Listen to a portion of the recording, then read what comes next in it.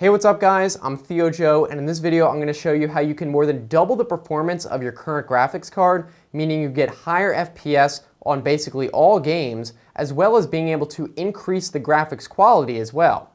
Now, it's important to note that this doesn't even involve overclocking, so if you've already done that, you can do this as well. So first, let me explain how this works, and then I'll show you exactly what you have to do, and then we can do a test afterwards to see how much it worked. You see, just like how CPUs can be overclocked to unlock their full potential, graphics cards often do not use the full resources they're capable of by default when they're shipped from the factory. The reason is that graphics cards manufacturers have to guarantee a certain level of performance for every single graphics card before it gets shipped to the consumer. But each graphics card is going to differ slightly from the manufacturing process and might not have the same capability of performance. So they lower the baseline of performance below what each graphics card usually can, so that they're sure that every graphics card is capable of that certain guaranteed level. This means that almost all graphics cards have additional unused resources. They're just deactivated to match the lowest common denominator of performance. So in this video, I'm going to walk you through how you can unlock those extra GPU resources. And fortunately, this can be done right in Windows with no difficult overclocking required. In fact, if you happen to already have overclocked your GPU, you can still do this and unlock those extra resources, so you'll get an even bigger boost in performance than you had before. In most cases, I've done this and had people try it. It seems like you can usually double the performance of your graphics card, which is pretty crazy considering it really is only going to take a couple of minutes. So now let's head over to the computer and I'll show you what you have to do. Okay, so here we are in Windows 10, but this should work for any version of Windows really. The first thing you need to do is go to the Start panel, then go to All Programs, and go down to Windows Administrative Tools, and find Performance Monitor. Don't mix that up with Resource Monitor's Performance Monitor, and you want to also run that as an administrator. And now we have the Performance Monitor. So what we need to do is create a data collector set. So this is going to go and collect all the extra resources that are available for the system, and we're going to create one ourselves, so it's going to be user defined, and we're going to use this to collect any extra resources that are available in your graphics card, and so it will improve the performance. So the first thing you need to do is go to user defined. We can right click new data collector set and then check create manually. We're going to do this advanced, but I'll walk you through it. Now you can call this really anything you want. Let's just call it graphics, so it's easy to remember. And then you want to check performance counter and system configuration information. You don't have to check this, it doesn't matter. And create data logs. Next, then this is gets a little bit complicated. First you want to add some performance counters. So what you want to do is add, and then find remote graphics. It's already right there. Remote FX graphics. And this is basically going to allow us to modify some of the properties of the GPU. And the ones you want to select are frame quality. So highlight that and click add. You also want to do graphics compression ratio. That's going to increase the visual performance of the graphics card by actually compressing it less, so each frame looks better. And then of course output frames a second. This is going to increase the FPS in games overall. So then now that those three are selected, we can click OK. And then for the sample interval, what we want to do is basically set this as the same as your monitor refresh rate. So for me it's 144. And that's just going to set the sample interval for how often to check for this extra quality and change it. So if you have a 60 Hz monitor, 120 Hz monitor, you just put that in there.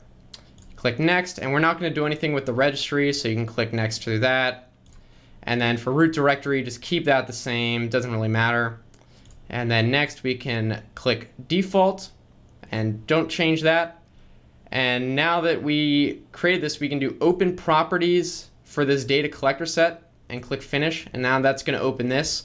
Or alternatively, you could just right click on this and hit properties and open that way. So the first thing you need to do in here, we're going to change some of these properties, but it's not that difficult. The first thing we need to do is add some keywords, and this allows the operating system to know what we're actually wanting to do with the GPU and which one to increase. So if you just left it like this, nothing would happen. The first thing you want to do is click Add and then GPU. So Windows is going to know that we're modifying and unlocking a GPU as opposed to some other maybe integrated graphics or something like that. And then the next thing you want to add is the name of the graphics card. So for me, it's NVIDIA GTX 980.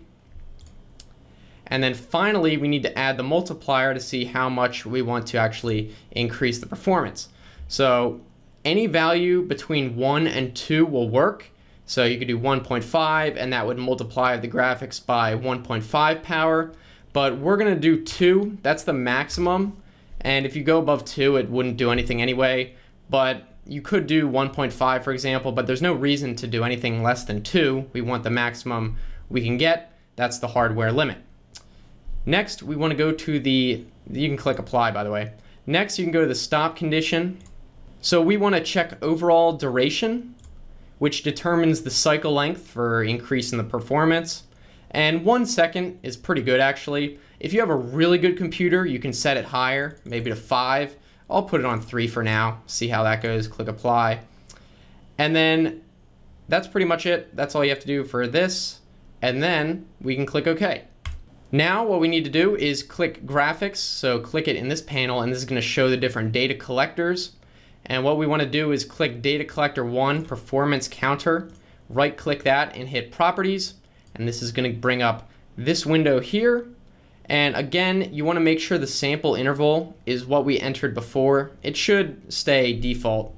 And for this, you can keep it binary. Then for maximum samples, what we want to do is multiply the sample interval by 2. So in this case, it would be 288. And we do that because we're doubling. We use that multiplier from before. If you were doing 1.5, for example, you would do your interval times 1.5 and put that in here. But I'm just going to assume that you're putting it on 2. There's no reason not to. And this is just to ensure that there's enough data to work with when generating the samples to display. You want to have a buffer of about 2 at least. So this should be good enough. If you have a really slow computer, you might want to lower this, but you can probably do 2 and it'll be fine. And now we can click OK, and that's it. So now all you have to do is just restart the computer, and then it's going to auto load the configurations on startup. If you just try to do a game right now, it wouldn't do anything. But after you restart, there's nothing more to do. Okay, so now that we did all that, we obviously need to figure out if it worked and how well. So I'm going to do a before and after in a game, and we can compare the two. So let's go back to the computer real quick and do that test. Okay, so I've loaded up Counter-Strike Global Offensive, and as you can see, I've put all the settings on max as high as they go. So this will be pretty strenuous on the graphics card for a good test. So why don't we go and do a before and after. First I'm going to record without the upgrade, and then afterwards we'll see how much it improved. Hopefully it'll be a good increase. Okay, so without the upgrade, it looks like I'm hovering between 66 and 65 FPS, sometimes going up to even 67, but I have a 144 Hz monitor, so that's really not good enough. So I'd have to lower the settings unless we can somehow raise that FPS. If you had a 60 Hz monitor, that'd be fine, but hopefully we can get above 144 at least with the upgrade. So why don't we go and change that and do the upgrade, and then I'll come back and see what it looks like afterwards. Now I'm back in the game after doing the upgrade, and I can already see that the FPS is way higher, topping into the 160s, 170s even. Way better than before, which was at the 60s. I think this is probably closer to tripling, not even doubling. So now I should have no problem running CSGO on max settings, even with that higher FPS. So clearly this worked and got a great result out of it.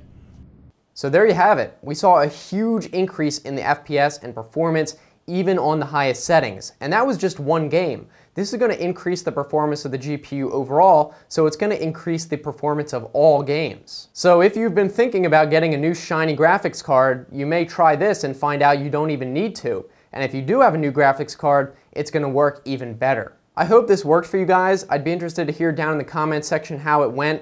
If you got a huge increase, maybe a more moderate increase, you can let us know down in the comment section below. Also, if you liked this video, found it helpful, be sure to give it a thumbs up so I know you liked it. If you want to continue watching, I've got some other tutorials on the right-hand side. You can just click those or look in the description for the same link like if you're on a phone.